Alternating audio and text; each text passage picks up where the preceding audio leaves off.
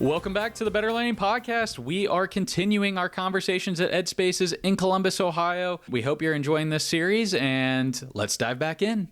We are back with our EDspaces series here at the conference in Columbus, Ohio, talking about radically student-centered, the theme for the conference. We've been doing this a couple of years. We were actually just talking about this.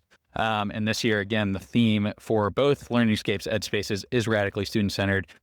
But first, I want to introduce our next guest. So I'm going to have you just introduce yourself, give us your name, who you're with, and then let's do a fun fact about you. Okay, great. My name is Dr. Amira McLemore Wolfson.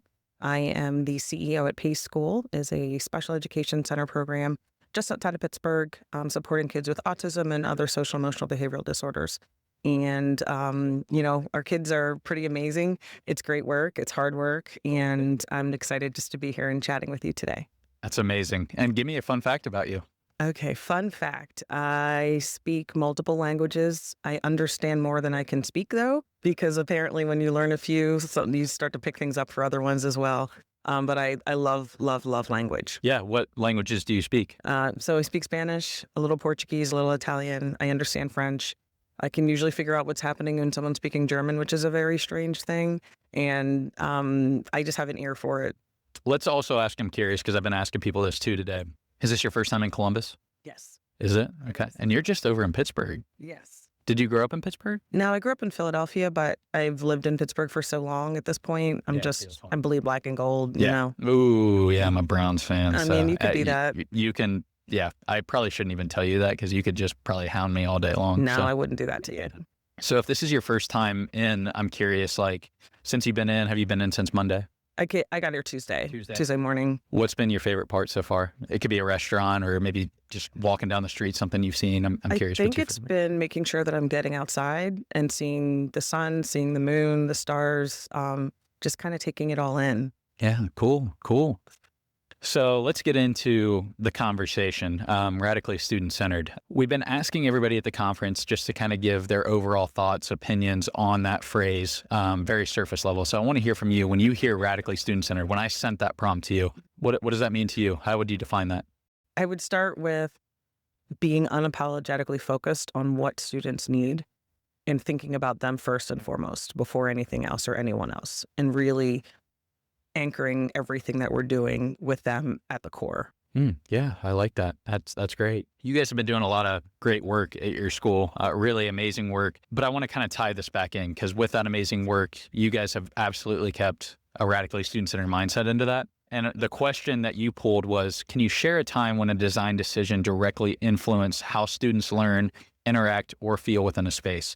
I feel like this is a great time to kind of discuss this. So I want to hear your thoughts. How would you answer that question? Yeah, so I'm going to talk specifically about one of my autistic support classrooms. I designed with K-12 partners and really thinking about what type of space the students would need to be in to thrive, right? They would need some soft seating. They would need flexible options, different height tables that can go together and come apart. And it wasn't just picking the tables. It was really thinking about how they learn, how will they interact with each other, right? We have kids that have complex social needs, and sometimes they're not sure how to work with a peer. How do we facilitate that in a space using furniture and also encouraging the adults that are working with them to co-facilitate with them? When I walk in one particular classroom, the teacher is happy, beaming ear to ear. The kids are happy, beaming ear to ear. Their sensory integration is happening throughout the day. So they're using chairs that allow them to move their bodies. They're up, they're down. We have a high table in there so they can sit at basically a stool with the teacher and kind of working with them. And it just has a feel to it that is very welcoming. And the kids feel safe. They feel seen. The teacher is utilizing the different areas of the classroom, rearranging things. And when I kind of delivered the product, I didn't give them any rules, right? I didn't give them parameters. I just said, I've been working for a year to design these spaces, and I want you and your students to use it how you see fit.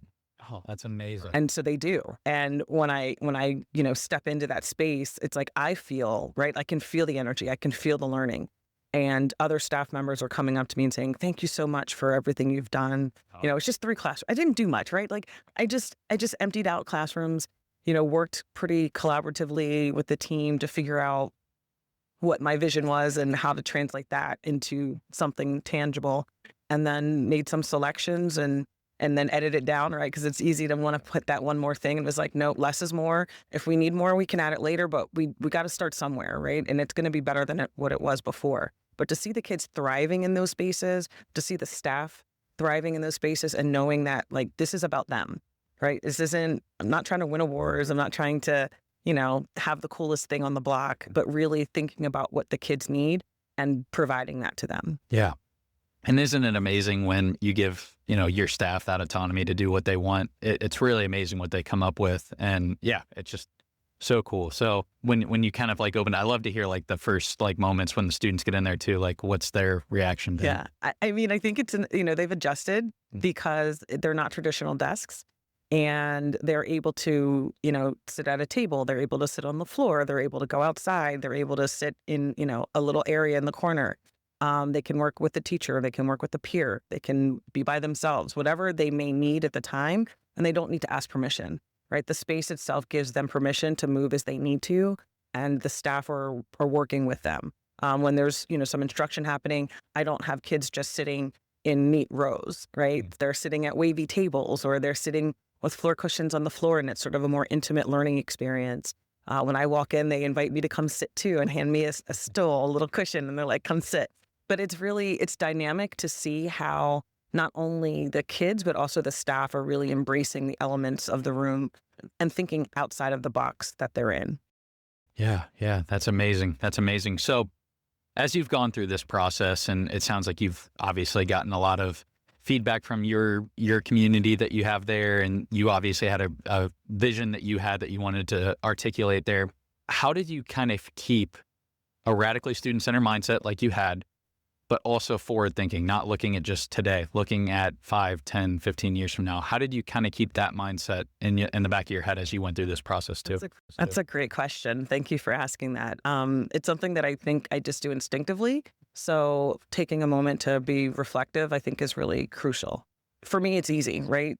My kids have the most complex needs. They are kids that can't be educated in their traditional public schools because of, behavior or other limitations or outbursts, or just their learning style is not in alignment with being in a class with 30 kids. It doesn't work for them. So why design a space that looks just like that? It's not going to work.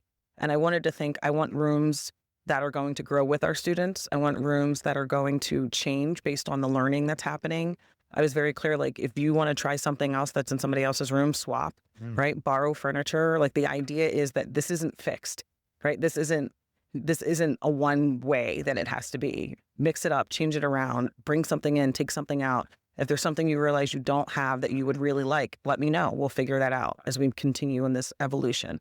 And really focusing on the ability of the spaces to grow as our students grow, as they grow in their skills, as they grow in their ability to manage the furniture and themselves in those spaces, and to push the teacher's professional practice also to really engage with kids where they're at and to focus on them always.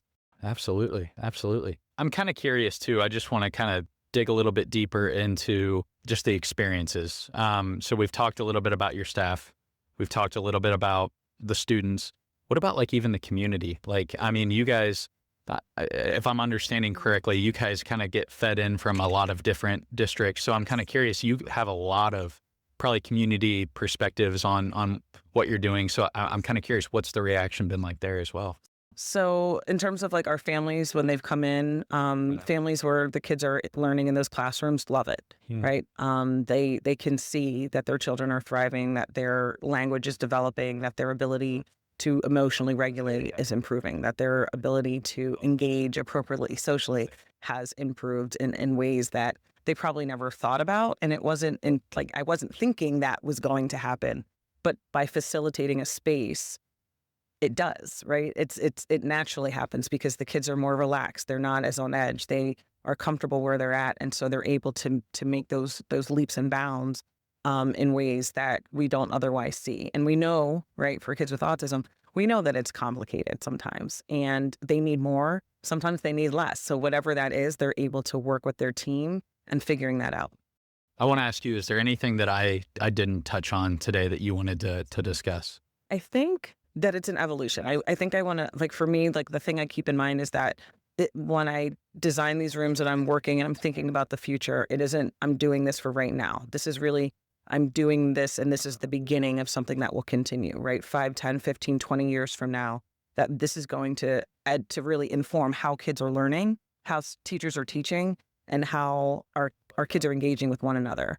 And it's not just furniture, right? It's not just space design. It really is changing the trajectory of their lives and how they're learning and giving them spaces that are designed with them in mind, that are centered on what their needs are, not on what somebody else thinks they need. Oh man, I can't wrap it up any better than you just did right there. I'm not even going to try to. Thank you so much for being a part of our podcast. We're going to definitely put in the show notes for our listeners. If you haven't seen Pace School, what they're doing, the amazing work that they've done, please check them out. We'll throw some links in here to the show notes.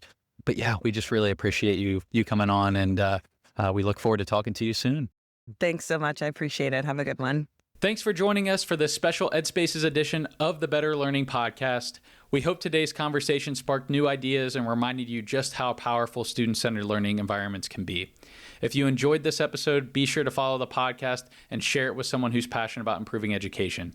And as always, keep pushing forward, keep rethinking what's possible, and keep making learning better, one space at a time. We'll see you in the next episode.